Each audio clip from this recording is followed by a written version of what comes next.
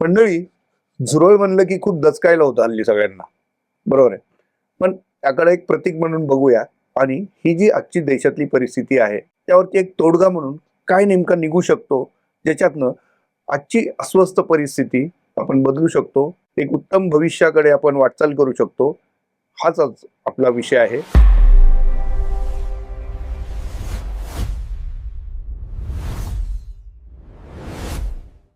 सहा तासांची ड्युटी हा त्यावरचा पर्याय आहे. तो कसा, तेच आज आपण पाहणार आहोत आणि त्यासाठी मी बोलतो करतो आहे ज्येष्ठ संपादक, विचारवंत यमाजी मालकर सरांना. सर नमस्कार. नमस्कार. झुरळ म्हटलं की दचकायला होतं, खरं सगळ्यांनाच होतं. मात्र त्या विषयात फारसं न जाता त्याच्यातनं काय आपण बोध घ्यायला हवा आजच्या घडीला, तो आजचा आपला विषय आहे. अनेक आपल्या श्रोत्यांना किंवा प्रेक्षकांना हा प्रश्न पडला असेल की ह्या 6 तासांची ड्युटी हे जे आपल्या थंबनेल वरती आहे ते काय आहे? एक तर हे जे झुरळ प्रतिकात्मक वापरलं गेलेलं आहे, या गोष्टी आपल्या समाजामध्ये, देशामध्ये नेहमी होतात, की एखादा प्रश्न प्रचंड गंभीर होतो आणि त्याच्यासाठी काहीतरी प्रतिकं वापरली जातात आणि मग त्याचं काय राजकारण व्हायचं, काय समाजकारण व्हायचं ते होतं आणि मूळ प्रश्न तसाच राहतो. मला वाटतं आपण अशी चर्चा केली पाहिजे की हा प्रश्न मुळातनं कसा दूर होईल, त्याचं उत्तर कसं सापडेल. तर ते उत्तर शोधण्याचा आणि शेवटी कितीही विचार केला तरी ह्याच उत्तरापर्यंत आपण आलो पाहिजे इतका खात्रीचा उपाय म्हणून 6 तासांच्या ड्युटीचा प्रस्ताव अर्थक्रांती प्रतिष्ठानने 2018 सालामध्ये तयार केला. तो प्रस्ताव अगदी थोडक्यात असा आहे की 8.5 तासाची जी कायद्याने ड्युटी आता आपण करतो त्याच्याऐवजी ती आता यापुढे 6 तासांचीच असली पाहिजे आणि 6 तासांच्या ड्युटी मध्ये देशाच्या रोजगाराचे प्रश्न अतिशय सुसंगत पद्धतीने, अतिशय चांगल्या पद्धतीने सुटू शकतात, हे या प्रस्तावाने समोर आणलेलं आहे. म्हणजे ड्युटी आवर्स कमी करून हा प्रश्न ऍड्रेस होऊ शकतो असं तुमचं म्हणणं आहे? अगदी 100%. आता कसं, आता हे सांगितलं पाहिजे की 6 तासांची ड्युटी आत्ताच्या परिस्थितीमध्ये, आता लोक असं म्हणतात, म्हणजे इन्फोसिसचे कोण नारायण मूर्ती असं म्हणाले होते की नाही आता 10 तास काम करण्याची गरज आहे. पण मला कळत नाही त्यांनी का असं कॉमेंट केली होती. मुळात अशी गोष्ट आहे की नारायण मूर्ती ज्या IT चे प्रमुख आहेत, मालक आहेत, नारायण मूर्तींच्या त्या IT च्या कंपनीमध्ये ज्या प्रकारचं आर्टिफिशियल इंटेलिजन्स वापरण्याची गरज आता निर्माण झालेली आहे आणि त्या आधारावर सर्व्हिस क्षेत्र आणि उत्पादकता वाढते आहे, हे लक्षात घेता आता 8 तास सुद्धा ड्युटी करण्याची गरज नाही. आता ड्युटी 10 तासाचं काम जर 6 तासात होत असेल तर 8.5 तासाची ड्युटीची गरजच नाही. पण त्याच्या आत ज्या लपलेल्या गोष्टी आहेत त्या महत्वाच्या आहेत. म्हणजे अनेकांना असं वाटतं की आता काय 8.5 तासातच लोक काम करत नाहीत, तर 6 तासांची ड्युटी केल्यावर काय काम करतील. पण त्याचं जे अंतर्गत तुम्ही आत गेलात त्या प्रस्तावाच्या आत, तर तुम्हाला खरं लक्षात येईल की हे किती आमूलाग्र बदल करणारी गोष्ट आहे. त्यातली पहिली गोष्ट अशी की गेल्या काही वर्षामध्ये तंत्रज्ञान उत्पादकतेमध्ये त्याचा वाटा वाढल्यामुळे, त्याला आपण आता आर्टिफिशियल इंटेलिजन्स म्हणतो, पण तंत्रज्ञान हे पूर्वीपासूनच घुसखोरी करत आहेत उत्पादकतेमध्ये. तर ते लक्षात घेता माणूस जेवढं काम करू शकतो तर तंत्राने आणि यंत्राने मदत केल्यावर त्याची उत्पादक क्षमता प्रचंड वाढते, जी गेली काही वर्ष आपण पाहत आहोत, काही दशकं आपण पाहत आहोत. त्याचं अगदी साधं उदाहरण म्हणजे जे पूर्वी समजा 1000 लोक जे काम करत होते ते आता 500, 400, 300 लोक काम करतात, तेवढंच उत्पादकता देतात. असं असेल तर तो त्याचा तासाच्या संदर्भाने विचार करावा लागेल. हा पहिला भाग. दुसरा भाग असा की जसं आपण म्हणतो की संधीचं वाटप तुम्ही केलं पाहिजे, समाजामध्ये न्याय्य संधीचं वाटप केलं पाहिजे. तर रोजगाराच्या संधी ह्या जर मर्यादित असेल तर त्याचं वाटप करायला नको का? तर वाटप करण्याचा हा खात्रीचा मार्ग आहे. ही दुसरी गोष्ट. तिसरी गोष्ट, भारतासारख्या देशामध्ये 66% लोक म्हणजे 15 ते 60 या वयोगटामध्ये 66% लोक आहेत. हे लक्षात घेता या सगळ्यांना जर काम द्यायचं असेल तर तुम्हाला रोजगार संधीचं वाटप करावं लागेल. यातली चौथी गोष्ट म्हणजे ज्या वेगाने तुम्ही उत्पादन वाढवता त्याच वेगाने तुम्ही कन्झम्पशन वाढवलं पाहिजे. आता रोजगारच नाही तर कन्झम्पशन कसं वाढणार? काही लोकांच्या हातात पैसेच नसतील तर ते कंझ्युमर कसे होणार? तर या प्रस्तावाने ते शक्य आहे. पाचवी गोष्ट, जगामध्ये या प्रकारचे प्रयोग सुरू झालेले आहेत. म्हणजे भारतासारख्या देशाला याची सर्वाधिक गरज असताना इतर काही देशांमध्ये या प्रकारचे प्रयोग सुरू झालेले आहेत. तर ह्या 5 गोष्टीच्या माध्यमातून हा प्रस्ताव पुढे जातो. मुळात भारतासारख्या देशामध्ये बेरोजगारीचं प्रमाण वाढतं आहे आणि आता त्याची कारणं तुम्ही सांगितली, ही सगळी कारणं आहेत. पण वर्क आवर्स कमी करणं हाच एकमेव त्याच्यावरचा उपाय कसा असू शकतो? एक तर आपण, आणि आता हे ज्यांच्यापर्यंत पोहोचतंय त्यांना सगळ्यांना मी एक आवाहन करतो या निमित्ताने, की याच्याशिवाय दुसरा मार्ग त्यांनी सांगून दाखवावा, शोधून दाखवावा. की रोजगार आता समजा 5 कोटी ऑर्गनाइज सेक्टरमध्ये लोक काम करतात आणि 5 कोटीपेक्षा जास्त, म्हणजे 10-1 कोटी लोक, म्हणजे सरकारी क्षेत्रामध्ये 5 कोटी आणि खाजगी क्षेत्रामध्ये 10 कोटी, असे 15 कोटी लोक ऑर्गनाइज पद्धतीने काम करतात आणि बाकी सगळे अनऑर्गनाइज आहेत. आपल्याला ज्यावेळी कंझ्युमर वाढवण्याची वेळ येते त्यावेळी सरकार सरकारी कर्मचाऱ्यांचे पगार वाढवतो. आता खाजगी क्षेत्रातील लोकांचे पगार त्या पद्धतीने वाढत नाही आणि त्यामुळे कंझ्युमर तयार होत नाहीत नव्हे. हा एक भाग आहे. दुसरा भाग असा आहे की मी म्हटलं तसं दुसरा मार्ग तुम्ही शोधून दाखवा, आणि त्याचं दुसरं कारण असं आहे की ही संख्या वाढतच जाणार आहे, कमी नाही होणार. पण आता लोकसंख्येचा जो वाढीचा वेग आहे आपल्या योगायोगाने तो कमी झालेला आहे. 1.9 आहे आता, जो 2.1 होता पूर्वी, तो आता कमी झालाय. म्हणजे आता आपली लोकसंख्या गणिती पद्धतीने वाढणार नाही, ती स्थिर राहील. पुढच्या काळामध्ये ती स्थिर होईल. आता बिहारमध्ये तो 2.1 आहे अजून, पण बाकी सगळ्या विकसित राज्यामध्ये तो 1.9, 1.7 असा आहे. म्हणजे एका घरामध्ये 1.5 मूल असा तो आता, म्हणजे ते संख्येच्या भाषेत. तर हे लक्षात घेता आणि वर्किंग पॉप्युलेशनची संख्या लक्षात घेता त्यांना जर तुम्ही रिकामं ठेवलं तर तुमचे सामाजिक प्रश्न आणि राजकीय प्रश्न हे अतिशय गंभीर रूप धारण करतील. त्यामुळे मग त्यांना तुम्ही रोजगाराची संधी देणं हेच तुमचं सर्वात महत्वाचं. आणि आता सगळे लोक बोलतायत ना, राजकीय नेते तेच बोलतायत, समाज सुधारक तेच बोलतायत की रोजगार वाढला पाहिजे, पण त्याचा मार्ग कोणी सांगत नाही.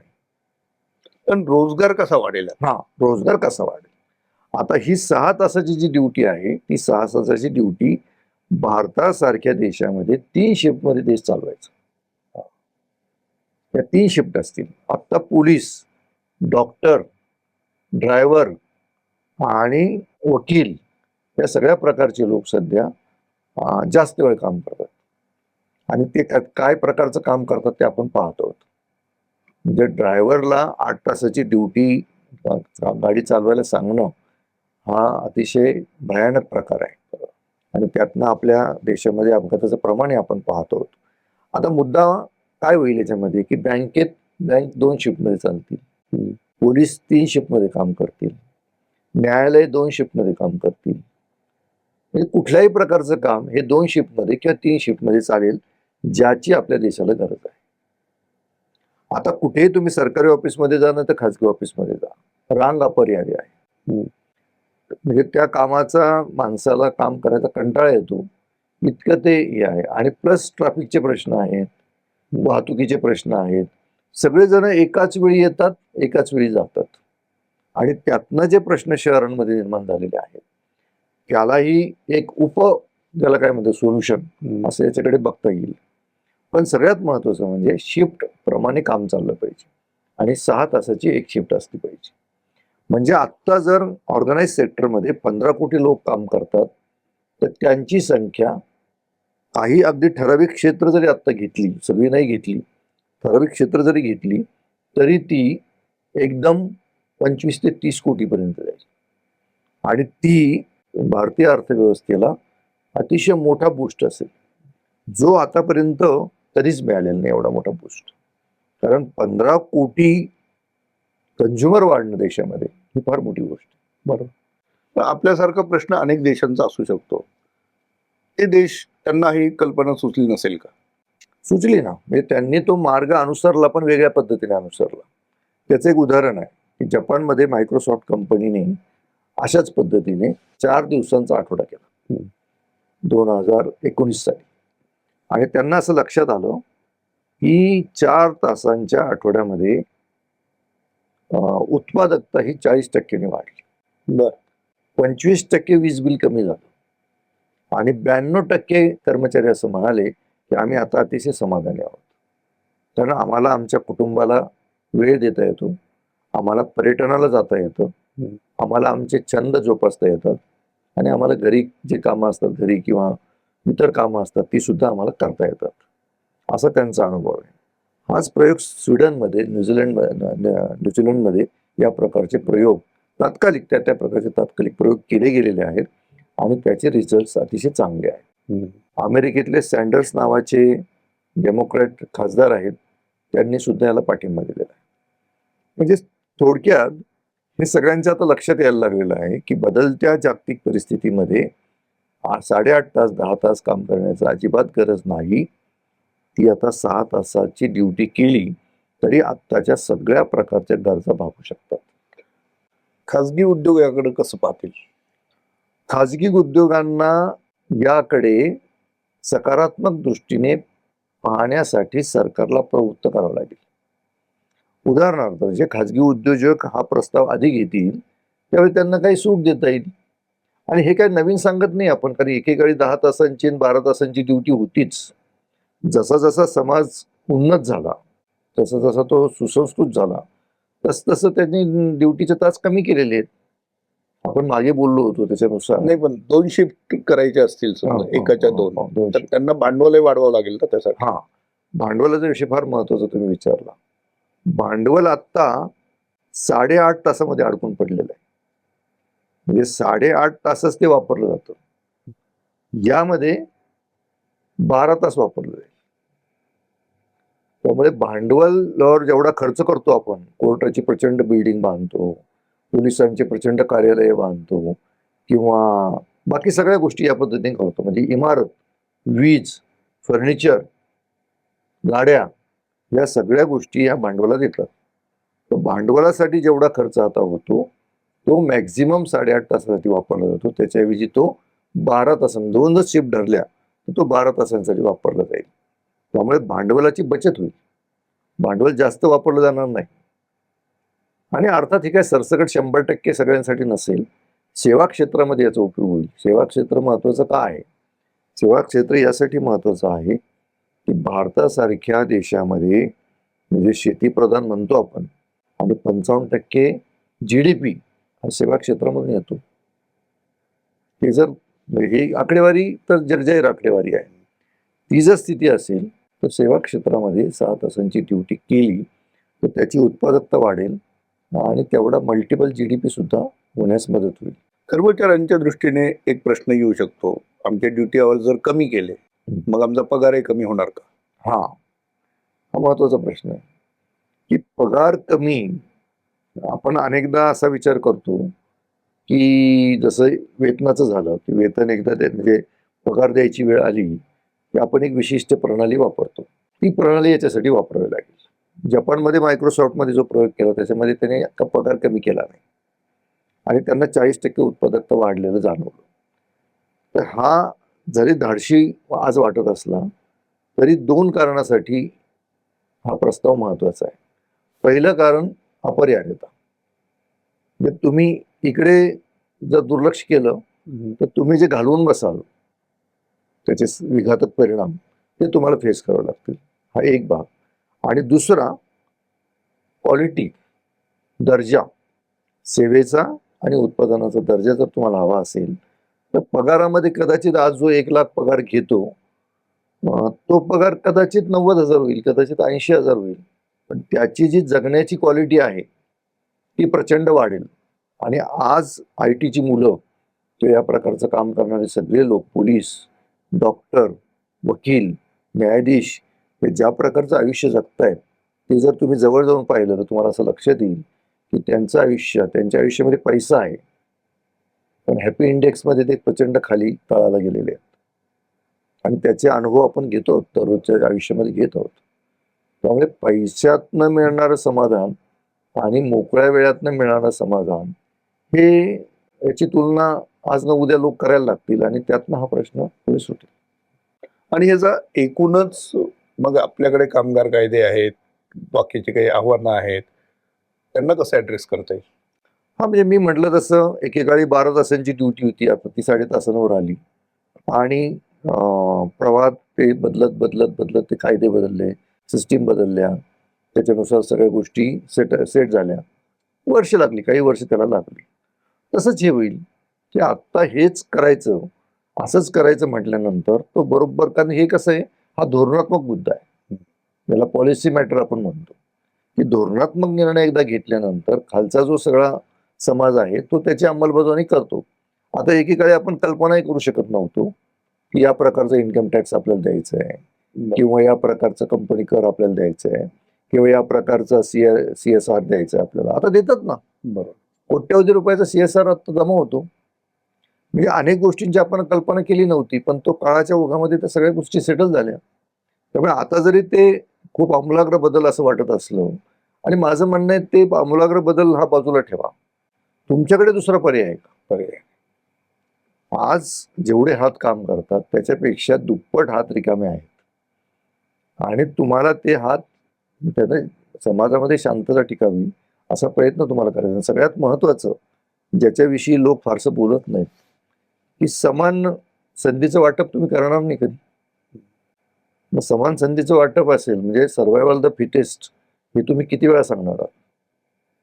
ते जरी खरं असलं तरी शेवटी एवढे रिकामे हात ठेवून तुम्ही समाधानाने जगू शकणार नाही आहात. आजच ती परिस्थिती आहे.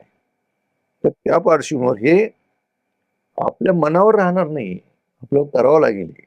नाहीतर आफ्रिकन देशांमध्ये किंवा अमेरिकेसारख्या न्यूयॉर्क शहरामध्ये जसे किल्ले बांधलेले आहेत की बेरोजगार तरुणांना मग इकडे येऊ द्यायचं नाही, मग त्यांना तो डोल द्यायचा, मग त्यांना सांगायचं की $1200 घ्या आणि तुम्हाला काय करायचं ते करा. ही काही चांगली गोष्ट नाही ना. डोल म्हणजे लाडक्या बहिणीनं जसं आपण दिलं ते काही चांगलं म्हणत नाही कोणी. त्याच्यासाठी त्यांना काम द्या असं म्हणतात. प्रत्येक जण काय म्हणतो, काम द्या. म्हणजे फ्रीबीज बंद करून फ्रीबीज या बंद गोष्टी करून करायच्या. या गोष्टी वाढवणं, म्हणजे त्याच्यात असं होईल की जास्तीत जास्त हात काम करत असतील, देशाची उत्पादकता वाढेल, आणि आत्ता जो एक डिस्ट्रेस आहे सारखा आपली कामं न होण्याविषयीचा, तो डिस्ट्रेस अतिशय कमी होईल. एकूणच समाजाचाही फायदा आहे आणि सरकारचाही फायदा. सरकारचा फायदा, आणि सगळ्यात महत्वाचं म्हणजे आपला देश सातत्याने प्रगती करत असतानाही आपला हॅपी इंडेक्स वाढत नाहीये. त्याचं सगळ्यात महत्वाचं कारण हे आहे. म्हणजे जेवढे लोक करोनानंतर पर्यटन करतायत त्याच्यापेक्षा दुप्पट लोकांनी पर्यटन केलं पाहिजे खरं म्हणजे. तेवढे करत नाहीत, आणि पर्यटन हा जगातला सगळ्यात मोठा उद्योग आहे. तोच जर तुम्ही सांभाळला नाही, तो त्यालाच जर ग्राहक दिले नाही, तर मग कसा तुमचा विकास होणार? तर हा हॅपी इंडेक्स वाढणं, रोजगाराची संधी देणं, आणि याला दुसरा पर्याय नाही म्हणून इकडे यावं लागेल, हे जर समजून घेतलं तर मग आपल्या शंका हळूहळू त्यातनं गळून पडतात, आणि मग तो आमूलाग्र वाटत असला तरी आपल्याला तो अपरिहार्य बदल वाटतो. त्या दिशेने आपण विचार करायला लागतो. समाज म्हणून आजच्या सगळ्या परिस्थितीकडे आपण कशा पद्धतीने पाहायला हवं, आणि जे काही चर्चा आता सुरू झालेली आहे, भविष्यातले किंवा आता चालू असलेल्या परिस्थितीतले आव्हानं त्यांना कसं भेदता येईल, त्यासाठीची एक कल्पना सरांनी आता सांगितली. 6 तासांची ड्युटी हा प्रस्ताव अर्थक्रांतीच्या माध्यमातून पुढे आलेला आहे, आणि त्यावरती आता सर्वत्र चर्चा होणं आवश्यक आहे. लोकांमधनं त्यासाठी पुढाकार घेतला गेला तर कदाचित त्याच्यावरती एक साधक बाधक चर्चा होऊन कदाचित देशाला एक उत्तम पर्याय सापडू शकेल, आणि त्यातून एकूणच समाजात सौहार्दाचं वातावरण टिकू शकेल असं म्हणायला हरकत नाही. धन्यवाद सर. धन्यवाद.